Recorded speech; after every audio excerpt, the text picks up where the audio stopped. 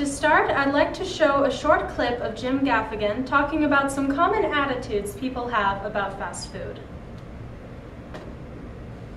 Because we all know better, right? We've all read the articles, seen those documentaries. It's the same message. Look, McDonald's is really bad for you. It's very high in fat and calories, and we don't even know where the meat comes from. And we're all like, that's disgusting. I'll have a Big Mac, a large fry, and a 2-gallon drum of Diet Coke. Because there's a McDonald's denial. And we all embrace it. No one's going in there innocent.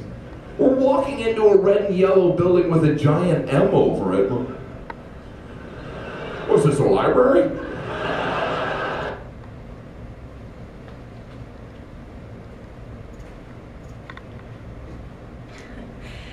That clip is just to make us laugh, but it's true that most of us try not to think about what fast food actually does to us.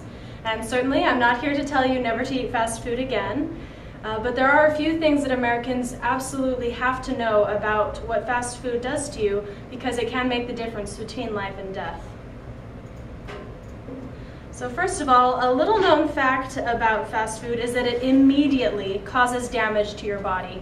And we know this because of a recent study conducted by the University of Montreal in the Montreal Heart Institute. In this study, participants, after only one fast food meal, suffered immediate and significant damage to their arteries, making them more susceptible to illness, less able to repair tissue damage, and more likely to develop serious or even fatal heart or circulation problems. So millions of Americans every day are putting themselves at risk of a very early and miserable death, and they have absolutely no idea what they're doing to themselves. This needs to change immediately. Now here's the interesting thing as well.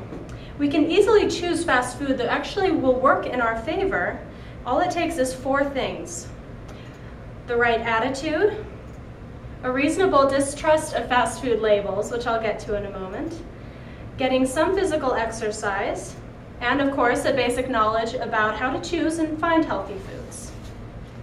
So for the first one, in America, and we've all seen this, it has become culturally acceptable to damage your health for pretty much anything, but especially money, appearance, and self-gratification. So before you can make this change in your life and start helping fast food work for you, you really need to decide for yourself that your physical well-being and that of your family is more important than any of these things. Second, fast food restaurants often label fast foods as heart healthy or natural or lean. But those words have been so overused that they mean just about nothing today. You see, restaurants know that if they put 1 or 2 healthy ingredients in a food, no one's going to question what actually makes that food healthier. So the person buying the food on the healthy side of the menu is still damaging his or her health, but now they're in even more danger because they actually believe that they are taking care of themselves, and they're therefore unlikely to moderate their intake of fast food, and moderation is crucial. So have the courage to look just a little closer at what you're really feeding yourself, and don't trust every label that you see on food.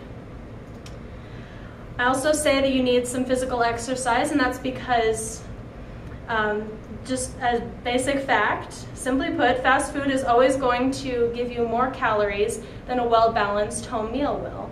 So try and plan ahead a little. Take a long walk occasionally, go jogging every other morning. You know, it doesn't have to be anything big, but you need to try and put those extra calories to work, and you can make yourself look great and not regret it. Just get a little bit of extra exercise in there to make up for the food you're eating. So now the hard part is done. You care about your body, you're not so quick to trust fast food restaurants, and you're getting a little more exercise. That's the hard part. This is the easy part, using some simple facts and common sense to separate healthy foods from the dangerously unhealthy. Now, I have these 2 articles listed here, and I would highly recommend you look at them because they really have some excellent ideas for how to make fast food work for you and not against you, and also some tips on other foods on top of that. One example is the KFC breaded chicken breast. Now, a little known fact about the KFC breaded chicken breast is that when they cook it, the breading actually absorbs the fat and oil, which leaves the breast inside juicy and tender and low in fat. So all you have to do is take off the breading and the skin, and you have a reasonably healthy meal right there that is still incredibly delicious, and it won't come back to haunt you later. So next time you're in at KFC, that's a useful tip to keep in mind. So these articles and some other studies will also warn you about hidden dangers in some well-known healthy fast food chains, such as Subway and Jamba Juice. Subway, for example, can be an excellent fast food source if you choose a wheat bun, or avoid the oily and fatty sauces, and order meat that has a high protein to fat ratio, like chicken breast, turkey breast, or roast beef. And of course, if you add plenty of those delicious vegetables. But like we discussed earlier, do not let your guard down completely when you walk into these buildings, or you will regret it later. Because even fast food like Subway and Jamba Juice has some pretty unhealthy choices in there. Like I said, educating yourself about these things is as easy as typing the words into Google search. So just give it a try, and you'll be surprised what you can learn about keeping yourself healthy. In closing, I'd like to remind you that finding and choosing healthy foods really is extremely easy. Be brave enough to take the skin off your chicken breast, and be the one to ask your favorite pizza place if they have a whole wheat crust. Fast food joints make what their customers want, so show them that eating healthy matters to you. But if nothing else, eat healthy for you. You cannot replace your body, so take care of it.